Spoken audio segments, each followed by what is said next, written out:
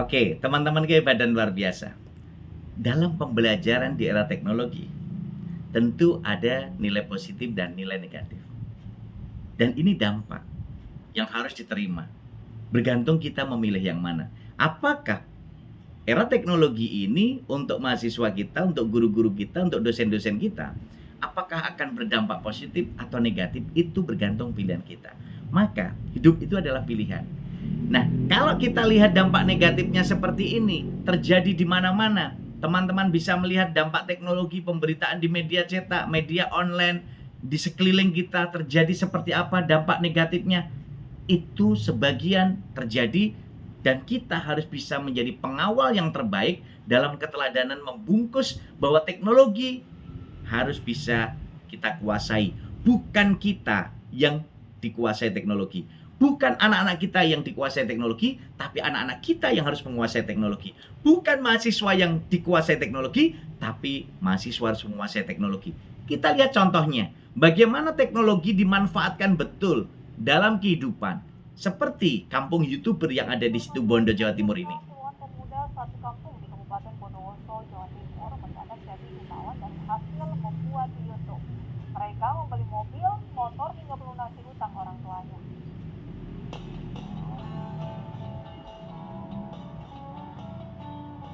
Beginilah suasana dusun Posong, Desa Tapen, Kecamatan Tapen, Kabupaten Bondowoso, Jawa Timur. Sekilas hampir sama dengan dusun lainnya.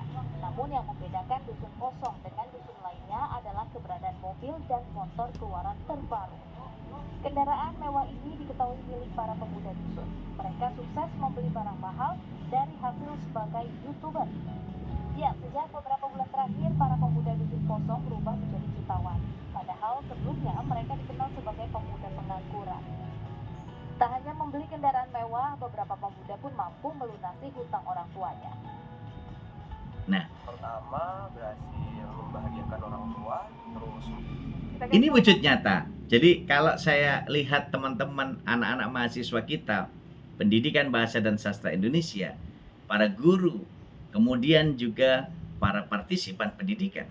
Sebenarnya teknologi itu media, teknologi itu alat yang bisa kita manfaatkan apa saja. Bergantung kita sebagai manajernya.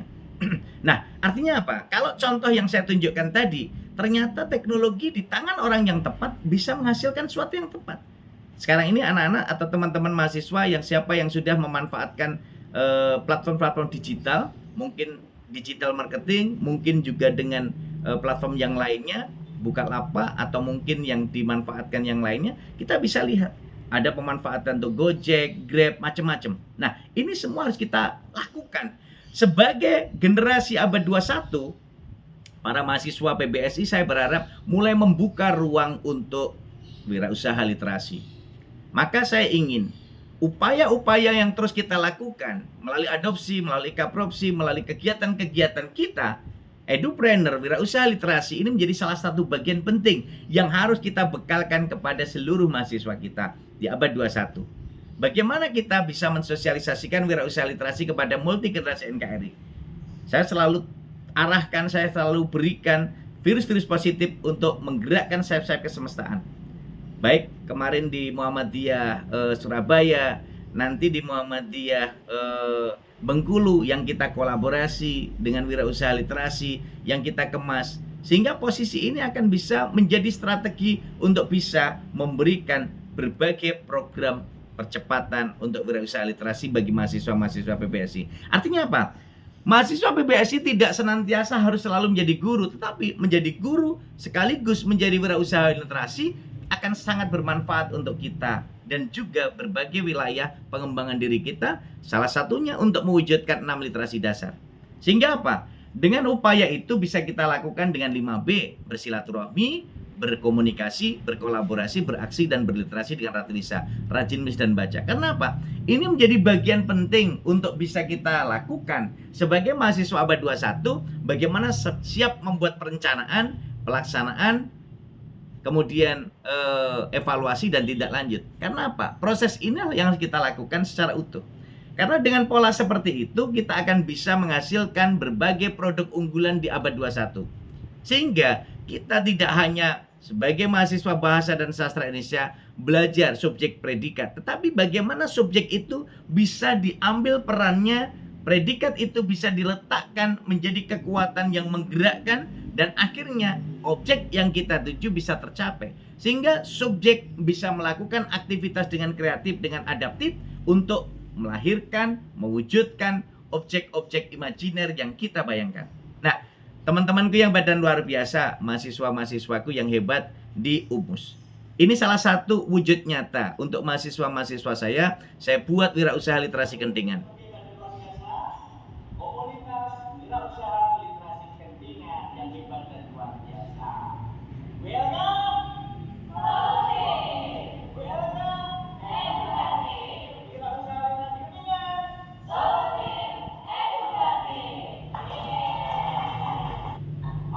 Ini yang saya rintis untuk wirausaha literasi, sehingga anak-anak kita ini membuka jasa editor untuk editing, kemudian membuat quote, kemudian juga melakukan pembuatan produk-produk yang bisa dihasilkan dengan pemanfaatan kata, bahasa, kemudian literasi yang bisa dimanfaatkan. Dan nanti silakan teman-teman dari UMUS, para mahasiswa silakan ikut. Nanti produk kegiatan jasa yang kita luncurkan pertama adalah diklat menulis opini. Nah, nanti akan dilaksanakan tanggal 24 Juli. Yang nanti itu akan menjadi salah satu bagian produk dari WLK. Artinya apa? Para mahasiswa PBSI di abad 21 harus punya cara pandang yang berbeda. Bukan sekadar belajar pada aspek-aspek kalimat positif, kalimat negatif, kalimat majemuk, kalimat tunggal, tetapi bagaimana kita merealisasikan dan mengimplementasikan dalam kehidupan. Karena apa? Banyak hal yang bisa kita lakukan, misalnya dalam bidang penulisan, wirausaha literasi dalam bidang pendampingan menulis membaca, kemudian wirausaha literasi dalam bidang multibahasa, penerjemahan, ada keterampilan berbahasa, ada desain kaos yang berbasis kata. Kan teman-teman bisa lihat berbagai hal yang bisa dimanfaatkan dari kata-kata ini bisa menghasilkan banyak hal. Karena apa? Posisi kita nanti akan bisa banyak hal yang kita hasilkan. Sehingga untuk bisa mewujudkan, membedah diri kita sebagai mahasiswa abad 21, ini kuatkan dengan niat utama. Bagaimana kita bisa berubah, orang lain bisa sukses, kita bisa sukses. Lalu kita merencanakan, lalu melaksanakan, lalu memasarkan, lalu mengembangkan, lalu mengevaluasi secara berkelanjutan. Yakinlah bahwa dengan upaya dan ikhtiar kita bisa wujudkan wirausaha literasi yang kita bangun nantinya untuk prodi pendidikan bahasa dan sastra Indonesia bisa kita lakukan, sehingga bisa mendukung program pemerintah. Pak Presiden selalu menekankan bagaimana menyiapkan SDM yang unggul. Sehingga dengan program-program pemerintah untuk melahirkan profil pelajar Pancasila ini bisa terwujud. Bagaimana berakhlak, kemandirian dibangun, bernalar kritis untuk menyelesaikan masalah, kemudian berpikir kreatif untuk bisa menghasilkan banyak karya inovatif, lalu terus membangun kerjasama super team dan kebinekaan global ditanamkan. Dan ini punya nilai-nilai positif.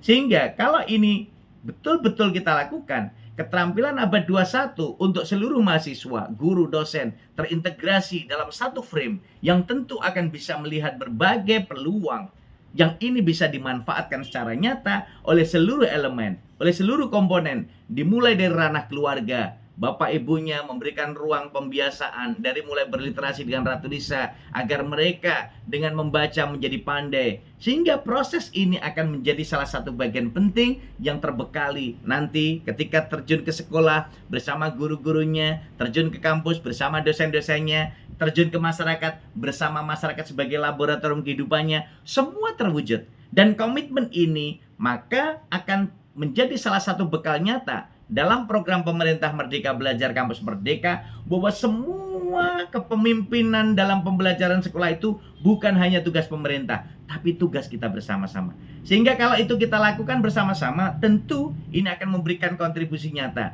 dalam program kita implementasi kurikulum Merdeka, tentu akan berdampak semuanya dalam kehidupan kita. Sehingga dalam konteks-konteks ini teman-teman mahasiswa harus bisa memanfaatkan 3 keterampilan utama.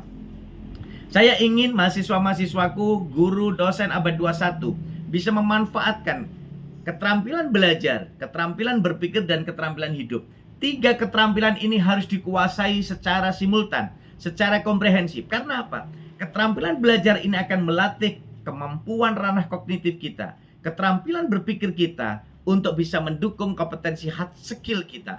Sedangkan keterampilan hidup kita akan menjadi salah satu bekal keterampilan soft skill kita. Maka terintegrasinya ini pembekalan antara mahasiswa dalam kehidupan nyata, di bangku kuliah, praktek pembelajaran, dan magang itu betul-betul terintegrasi di dalamnya. Dan akhirnya mereka lulus semangat dengan percaya diri, membangun kepercayaan diri untuk bisa menjadi sukses, dan ini menjadi salah satu bagian yang tak terpisahkan. Oleh karena itu, di era literasi digital, kita bisa lakukan jelajah literasi digital yang tentu akan berdampak dalam kehidupan kita.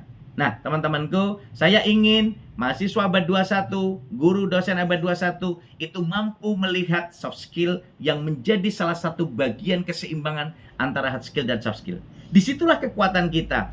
Menguasai hard skill yang diberikan Allah SWT didukung dengan keterampilan-keterampilan lain. Kita lihat contoh misalnya bermain sepak bola, bukan sekedar berlari, menendang, bertahan, atau menyerang. Tetapi harus ada inisiatif, ada kegigihan, membangun super team, dan berani ngambil keputusan. Ini yang harus kita lakukan. Para mahasiswaku juga harus berlatih seperti itu. Sehingga akan bisa menangkap peluang, ada tantangan. Di dalam solusi, ada inovasi. Dan dua-duanya juga akan menyatu dan itu akan ketercapaiannya akan bisa kita wujudkan. Artinya apa? Di era teknologi ini tidak bisa dielakkan lagi. Semua ada. Bayangin nggak gimana jadinya hidup kita tanpa adanya teknologi? Mungkin rasanya bakal kayak hidup di zaman purba kali ya, di mana masa itu belum ada yang namanya teknologi dan manusia mesti bertahan hidup dengan segala keterbatasan. Beruntung seiring dengan perkembangan zaman, teknologi terus berkembang hingga memainkan peran yang sangat penting dalam kehidupan kita sebagai manusia. Oke, Kamu pernah ngebayangin? teman-temanku yang hebat dan luar biasa, saya mau tanya, kalau dompetnya tertinggal kira-kira diambil enggak? Mungkin enggak diambil ya. Tapi kalau HP-nya yang tertinggal diambil enggak? Artinya apa? Sekarang ini dengan HP kita bisa ada semuanya. GoPay ada di sana, dompet ada di sana, uang ada di sana, semuanya di sana. Maka keterampilan Formula 4C ini harus kita kuasai sebagai mahasiswa, guru, dosen abad 21.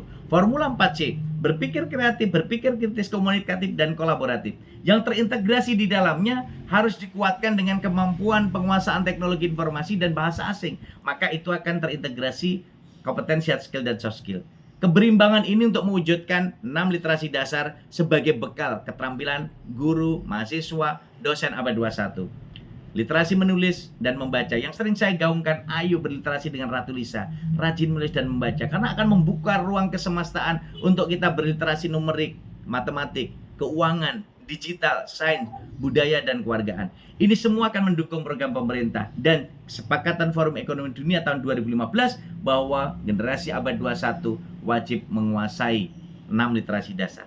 Nah, oleh karena itu teman-teman hebat dan luar biasa, dengan berliterasi kita akan mampu membuka ruang dan menghasilkan karya-karya nyata. Bisa menghasilkan buku, penelitian, jurnal, kumpulan cerpen, kumpulan puisi, dan segalanya. Ini menjadi salah satu bagian yang tak terpisahkan. Bahwa upaya kita akan betul-betul mampu memberikan dampak nyata dan positif untuk kehidupan kita. Maka sinergisitas yang selalu saya katakan tadi, mari terus upayakan bersilaturahmi. Dari UMUS ke UNS, dari UMUS ke UNY, dari UMUS ke UMP, dari UMUS ke Purwokerto, dari UMUS ke Pekalongan, dari UMUS ke Indonesia, semuanya akan memberikan silaturahmi komunikasi yang tentu akan menjadi kolaborasi nyata dalam bidang penulisan, pembelajaran, dalam kerjasama-kerjasama yang lain, dan itu menjadi salah satu bagian wujud kita berliterasi dengan Ratu Lisa, rajin menulis dan membaca. Nah, oleh karena itu, era digital sekarang ini mohon maaf kalau guru dosen mulai ditinggalkan oleh mahasiswa dan murid-muridnya karena punya guru dan dosen yang baru yakni Mbah Google yang 24 jam ditanya nggak pernah protes, ditanya langsung menjawab, ditanya apapun dia bisa menjawab, bahkan diajak ngobrol pun ketika sedang patah hati bisa. Google, aku lagi patah hati nih. Jangan patah hati, jalan-jalan saja. Loh, aku harus jalan-jalan kemana Google? Aku nggak punya teman. Yaudah kamu maju aja terus. Aku sudah maju Google, lalu harus kemana? Belok kiri. Loh, belok kiri tempat sampah Google. Ya, karena kamu sudah tidak ada gunanya, masuk aja ke tempat sampah itu. Nah, Google pun bisa mengarahkan seperti itu, bro. Jadi kalau kita sebagai manusia yang diberi akal pikiran sempurna sampai kalah dengan teknologi, itu bagian terintegrasi yang harus kita pikirkan ulang. Jangan jadikan lawan teknologi, tapi jadikan teman untuk kita menghasilkan yang lebih hebat lagi bersama teknologi. Artinya apa? Jangan pernah menjadikan lawan teknologi, tetapi kita harus berteman dengan teknologi karena ini akan menjadi fasilitas sarana kita untuk mewujudkan literasi teknologi, literasi digital, dan literasi informasi. Oleh karena itu, teman-teman hebat dan luar biasa, komitmen kita yang harus kita lakukan dalam integrasi, termasuk Pak Dekan, Bu Kaprodi, menyiapkan SDM dalam pengembangan diri Prodi harus bisa ditunjukkan dan dipilih dari SDM-nya. Kalau kita bicara masalah SDM, tentu ini menjadi salah satu bagian penting di sebuah lembaga atau perguruan tinggi ataupun di fakultas. Itu yang tentu saja harus bisa dipikirkan. Bagaimana kita memulai dari sebuah kebijakan melakukan perekrutan dosen dan tenaga kependidikan. Jadi dosen dan tenaga kependidikan ini betul-betul menjadi salah satu pilar bagaimana kita bisa upaya kita untuk mengembangkan keberadaan SDM di sebuah lembaga. Karena apa? Ini akan menyangkut tim pelaksana penjaminan mutu yang kita lakukan dalam proses. Nah, teman-teman hebat dan luar biasa, kenapa selalu saya tekankan SDM adaptif, SDM kreatif, inovatif, produktif, dan inspiratif? Karena ini akan menggerakkan semua sayap di semua lini. Sehingga kalau saya, tadi saya katakan saya yang paling muda di antara kawan-kawan, ya, karena apa? Saya pun berusaha tidak ditinggalkan oleh mahasiswa-mahasiswa saya. Di era teknologi, teman-teman saya platformnya adalah Google yang menjadi rujukan, maka YouTube jadi rujukan. Saya pun juga membuka ruang Emroh Madira Tulisa, kanal YouTube saya. Dan kanal YouTube ini, mohon maaf, terintegrasi dalam berbagai proses pembelajaran. Dan mereka, mungkin yang tidak bisa ketemu Pak Romadi, teman-teman dari UMUS yang tidak bisa kuliah sama Pak Romadi, lewat kanal YouTube Pak Romadi, setiap saat 24 jam bisa dibuka juga. Dan ini menjadi salah satu wujud bahwa terintegrasinya pemikiran-pemikiran abad 21 menjadi salah satu bagian tak terpisahkan. Nah, para mahasiswaku tentu akan lebih hebat lagi ketika kita bisa mewujudkan integrasi antara hard skill dan soft skill. Maka pesan saya, menjadi mahasiswa abad 21, guru abad 21, dosen abad 21, miliki PDP. Yang saya pakai teorinya Pak Irman Kartajaya. Miliki PDP, positioning, different, dan branding. Ketika kita sadar posisi kita sebagai apa, di mana, dan seperti apa, kita harus punya pembeda, different, punya pembeda. Kita sama-sama kuliah, yes. Kita jadi mahasiswa, yes. PBSI, yes. Mahasiswa UMUS, ketika anak semester 3, dia sudah menghasilkan 7 novel, dia akan menjadi branding. Itu akan menjadi kekuatan pembeda, bahwa mahasiswa UMUS memiliki 7 novel baru semester 3. Ini keren. Akan menjadi pionir dan akan menjadi rujukan. Dosen juga begitu. Sehingga kalau pembeda itu kita tunjukkan, tentu kita akan bisa melihat bagaimana ketika kita bisa menjadi mahasiswa PBSI, tidak hanya menjadi guru, tidak hanya dosen, tapi juga bisa menjadi entrepreneur. Karena akan dilihat dari 8D, dilihat kompetensinya, dicek keterampilannya, diarahkan bakatnya, diberikan fasilitasi atau fasilitas yang bisa mendukung untuk anak-anak kita. Lalu dipastikan dukungan orang tuanya seperti apa. Dicek proses belajar membelajarkannya, lalu dimonitoring terus-menerus, lalu dievaluasi, lalu dipromosikan karya unggulannya berbasis digital. Maka itu semua akan menjadi pembeda di antara kawan-kawanku. Dan pembeda itu bisa kita lihat. Teman-teman, mahasiswa, guru, dosen harus punya pembeda. Saya punya visi pribadi untuk selalu menulis, setiap hari menulis. Menulis apa saja. Nah, menulis apa saja ini menjadi bagian tak terpisahkan dari upaya kita. Karena apa? Menulis ini membangun keabadian. Karena dari sinilah tentu bisa kita lihat bahwa dengan menulis kita akan bisa menggerakkan sayap-sayap kita. Saya masih ingat apa yang katakan Ustadzah Hani, bahwa ada 3 kegiatan yang tidak akan pernah habis pahalanya, akan mengalir terus-menerus. Ustadzah Hani selalu mengatakan bahwa ilmu yang bermanfaat, anak soleh dan soleha, amal jariah. Maka ketika kita menghasilkan karya-karya nyata ini, tentu akan terus mengalir pahalanya sepanjang hayat. Ini kalau kita lihat, ternyata saya pun dengan menulis berdampak. Pada proses hasil karya kita, ternyata citasi ini tertinggi juga. Padahal tidak menjadi harapan penyerta. Ini kala itu di 2022.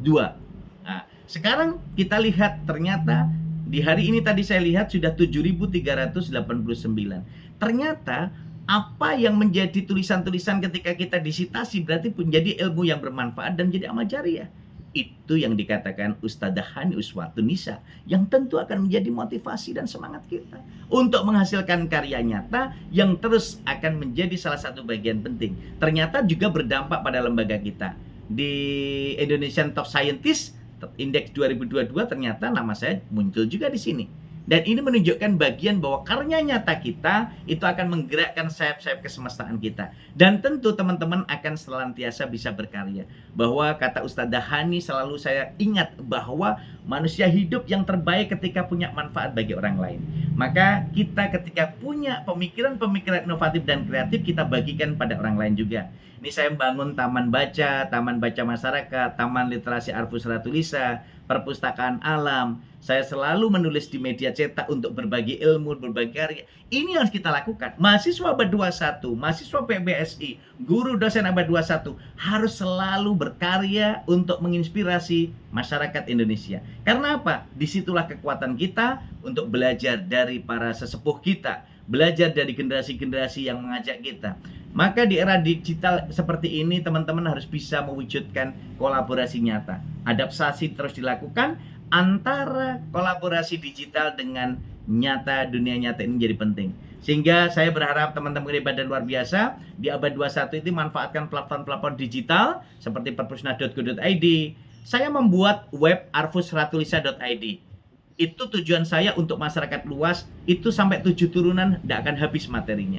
Karena itu saya integrasikan dari mall-mall ilmiah yang ada sehingga terintegrasi di dalamnya. Sehingga semua materi-materi itu teman-teman tinggal memanfaatkan. Beda dengan zaman dulu saya ketika ke perpustakaan harus cari waktu di antara kesekian waktu yang kita miliki. Nah, oleh karena itu saya ingin sebagai penutup, teman-temanku mahasiswa, dosen yang ada di sekeliling kita, mari selalu kita wujudkan pembeda di antara kita. Salah satunya saya titipkan, wahai para mahasiswaku bahasa Indonesia di UMUS, mari kita terus wujudkan semangat kita untuk memiliki pembeda. Upaya untuk terus berliterasi dan bersilaturahmi kepada orang-orang yang sukses perlu dilakukan untuk terus belajar dan membelajarkan diri sepanjang hayat. Kata kunci sukses sebagai wirausahawan literasi tidak boleh sombong, harus rendah hati, memiliki senyum 228. 2 senti ke kiri, 2 senti kanan, dan 8 detik mengembang. Dan ini menjadi salah satu bagian upaya kita untuk terus bisa memiliki nilai kemaslahatan bagi umat sepanjang hayat. Akhirnya kita pun akan terus ikut serta menyinari dunia seperti bintang, bulan, dan matahari yang selalu menyinari bumi, baik tampak maupun tidak tampak oleh manusia. Dan semangat itulah yang tentu saja akan menjadi upaya kita menjadi yang terbaik di antara yang baik.